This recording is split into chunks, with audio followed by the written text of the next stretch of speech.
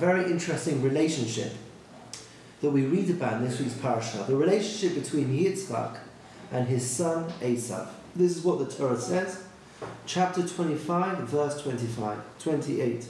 Kafei Kafchet. Vaye'ehav Yitzchak et Esav ki tzayit befiv, v'Rivka ohevet et Yaakov. Yitzchak loved Esav because tzayit befiv. Tzayit befiv because he fed him good food. Now this is a little odd.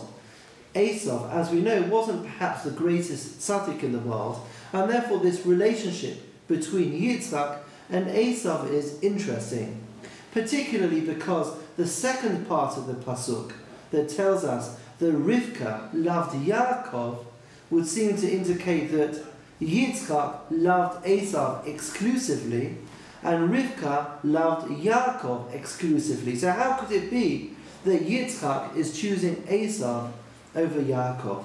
How odd. Now, of course, there are many, many interpretations to understand this story, and if we had time, we would talk about this longer. But I'm just going to share with you one idea. Something that I learned from Rav Levi Yitzchak Miberdichev. He wrote a perush on the Torah called Kedushat Levi. Now, Rav Levi Yitzchak was a very special person. In fact, on his tombstone is written the words, Sanid Goran Shal Yisrael, the person that was the Jews' defense attorney. He was somebody that always looked for the good in other people, and there are many stories about him that reflect this theme. This story, I think also, his interpretation of this story also reflects that character. This is what he says.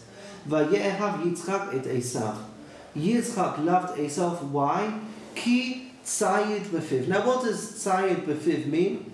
It doesn't mean that Yitzchak got good food from Esav. The piv, the mouth being referred to here, isn't Yitzchak, it's Esav. Tzayid befiv. Yitzchak would trap, he would capture, he would catch the goodness that he found coming out of the mouth of Esav. There's nobody, says Rabbi Levi Yitzchak, who is absolutely bad. Everybody has something good in them. Everyone has a redeeming quality of goodness. For some people, you look at them and it's overt, you see it, it's screaming out at you when you look at them. There are other people where you have to look a bit more deeply to find their goodness. And that's what Yitzchak did for Esav. Tzayid befiv. He captured, he looked for, he searched for the goodness that came out of the mouth of Esav. Yitzchak obviously loved Yaakov. But what the Torah is telling us is that he found the goodness in Esav, his son, as well. He refused to accept Esav as this evil, negative person, and he was determined, even in Esav, Harasha, even in Esav, to find the good. So it's always easy to find the goodness in good people, and it's always easy to find the bad in bad people. What Rabbi Levi Yitzchak is teaching us through the story of Yitzchak and Esav, the challenge is to meet people that, on the face of it, aren't the obvious tzaddikim of the world, and even in those wonderful people, to try and find the goodness too.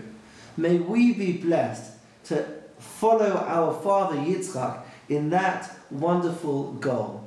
Sweet, wonderful people, Shabbat Shalom.